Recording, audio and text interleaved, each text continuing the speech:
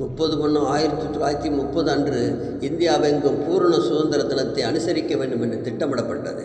கல்கத்தா நகரத்தில் சுதந்திர தினத்தை கொண்டாட ஒரு கமிட்டி அமைக்கப்பட்டது. அதன் தலைவராக சுபாஷ் செயல்பட்டார். சுபாஷை கைது செய்ய முயற்சித்த பிரிட்டிஷ் அரசு ஏற்கனவே நிலுவையில் இருந்த ஒரு வழக்கை இப்போது கையில் எடுத்துக்கொண்டு அவர் அவசரமாக விசாரிக்க ஆரம்பித்தது. இந்த வழக்கு மிக விரைவாக முடிக்கப்பட்டு சுபாஷிற்கு 1 வருட சிறை தண்டனை அறிவிக்கப்பட்டது. சுபாஷ் இதன் காரணமாக 23/1/1930 அன்று கைது செய்யப்பட்டார். 1 வருட கடுங்காவல் தண்டனை பெற்ற சுபாஷ் ஒரு அறிக்கையை விடுத்தார். என் மீது ஆத்திரம் கொண்ட பிரிட்டிஷ் அரசு சுதந்திர தினத்தை நாம் அனுசரிக்கக்கூடாது என்ற ஒரே நோக்கத்தில் பழைய வழக்கை இப்போது எடுத்து எனக்கு 1 வருட சிறை தண்டனை விதித்திருக்கிறது. நான் வெளியே இல்லாவிட்டால் 30ஆம் தேதி நாம் ஏற்பாடு செய்துள்ள சுதந்திர தின விழா வெற்றிகரமாக நடக்காது என்று பிரிட்டிஷ் அரசு கனவு காணுகிறது. வங்காள மக்களாகிய நீங்கள் இந்த சுதந்திர தினத்தை வெற்றிகரமாக நடத்தி காட்டுங்கள். சுபாஷ் அலிப்பூர் சிறைக்கு அனுப்பப்பட்டார். மக்கள் மனதில் சுபாஷின் இந்த உரை ஒரு உத்வேகத்தை ஏற்படுத்தியது. மக்கள் 30ஆம் தேதி பூரண சுதந்திர தினத்தை மூவர்ண கொடியேற்றி மிகச் சிறப்பாக கொண்டாடி பிரிட்டிஷ் அரசாங்கத்தை திகைக்க வைத்தனர். சுபாஷ் சிறைக்குள்ளேயே சுதந்திர தினத்தை மிகச் சிறப்பாக கொண்டாடினார். சுபாஷ் சிறைக்குள் சுதந்திர தினத்தை கொண்டாடியதை பார்த்த பிரிட்டிஷ் சிறை அதிகாரிகள் மிகுந்த கோபமும் ஆத்திரமும் அடைந்தனர். சுபாஷை பழிவாங்க தகுந்த சந்தர்ப்பத்தை எதிர்பார்த்து காத்திருந்தனர். அலிப்பூர் சிறைக்குள் ஒரு நாள் அரசியல் கைதிகளுக்கும் சிறை அதிகாரிகளுக்கும் பிரச்சனை எழுந்தது. சிறை அதிகாரிகளின் கட்டளைக்கு கீழ்ப்படிய மறுத்ததன் காரணமாக பிரச்சனை பெரிதானது. கைதிகள் சிறை அதிகாரிகள் அடித்து நொறுக்கப்பட்டார்கள். சுபாஷையும் சிறை அதிகாரிகள் கடுமையாக தாக்கினர். இது சுபாஷின் மணிக்கட்டு உடைந்து போனது. கடுமையான காய்ச்சல் சுபாஷை தாக்கியது. பல நாட்கள் சிரமப்பட்டு குணமடைந்தார். சுபாஷ் சிறையில் தாக்கப்பட்டு அவதியுறும் விஷயம் வங்காள மக்களுக்கு தெரிய வந்தது. மாநிலம் முழுவதும் கிளர்ச்சி எழுந்தது. இச்சமயத்தில் காந்திஜி துவக்கிய உப்பு சத்தியாகிரக போருக்கு பெரும் வரவேற்பு கிடைத்தது.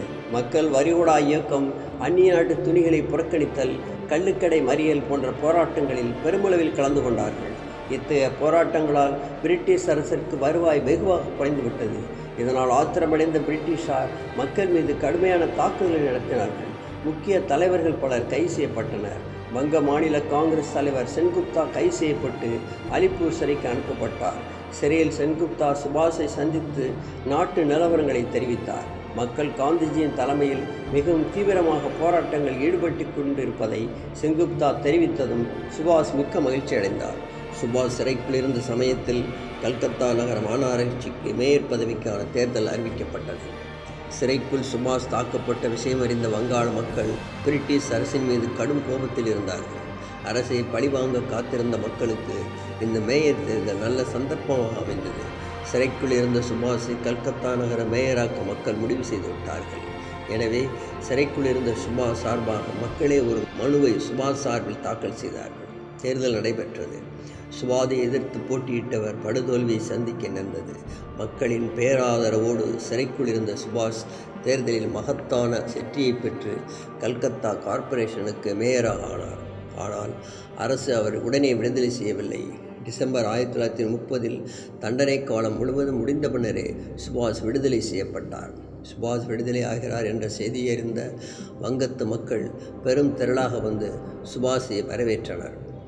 ஆனால் 12/1/1931 சுபாஷ் தடையை மீறி மால்தா கிராமத்திற்கு சென்றார். உடனே சுபாஷ் கைது செய்யப்பட்டு விசாரணைக்கு உட்படுத்தப்பட்டார். நீதிபதி சுபாஷிடம் விசாரணை நடத்தினார்.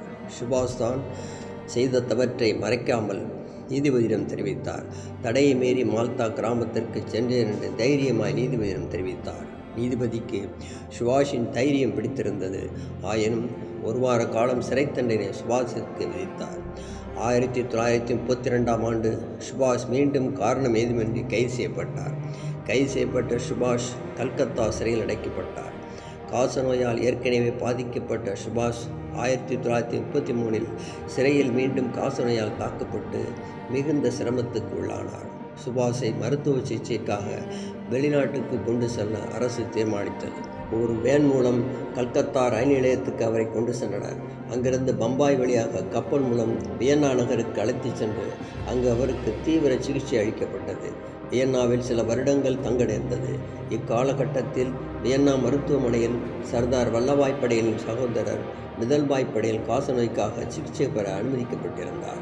இருவரும் இந்திய சுதந்திர போர் பற்றி விவாதித்து பிரிட்டிஷ் அரசிற்கு எதிராக கூட்டறிக்கை ஒன்றை வெளியிட்டனர்.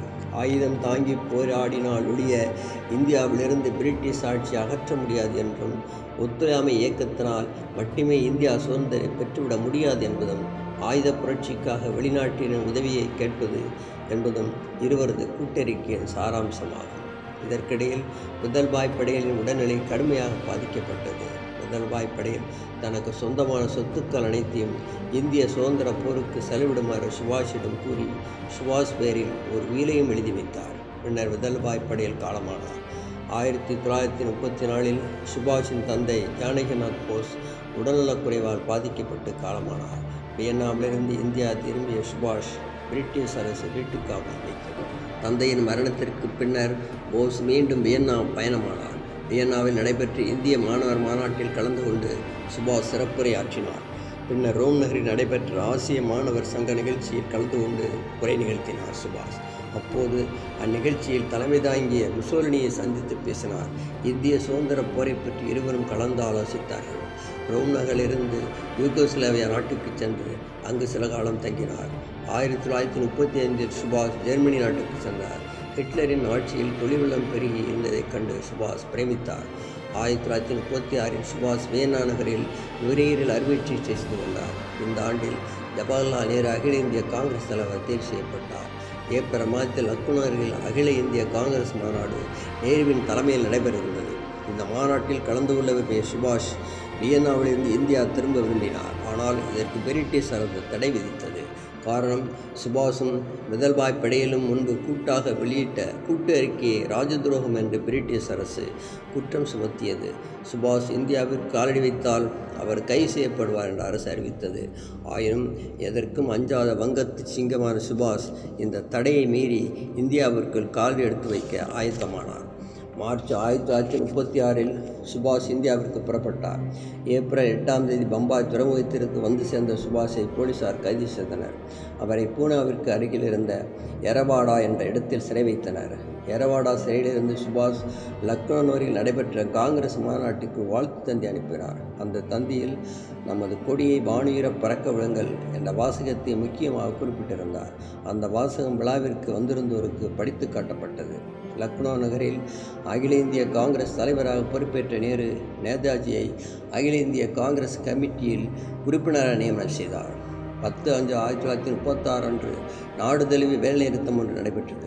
சுபாஷை விடுதலை செய்யும்படி பிரிட்டிஷ் அரசுக்கு வலியுறுத்தி இந்த வேலைநிறுத்தம் நடைபெற்றது. இந்த வேலைநிறுத்தம் மக்களின் அமோக ஆதரவினால் வெற்றிகரமாக நடைபெற்று முடிந்தது. ஆனால் சுபாஷை அசாமில் உள்ள குர்ஷிபாங் என்ற இடத்திற்கு சிறை மாற்றம் செய்தார்கள். 17/12/1936 அங்கிருந்து கல்கத்தா சிறைக்கு மாற்றப்பட்டார். 345 நாட்கள் சிறை தண்டனைக்கு பின்னர் 17/3/1937 அன்று சுபாஷ் சிறையிலிருந்து விடுவிக்கப்பட்டார். சிறையில் இருந்த காரணத்தினால் சுபாஷின் உடல்நிலை கடுமையாக பாதிக்கப்பட்டது. சுபாஷிற்கு கட்டாய ஓய்வு தேவைப்பட்டது.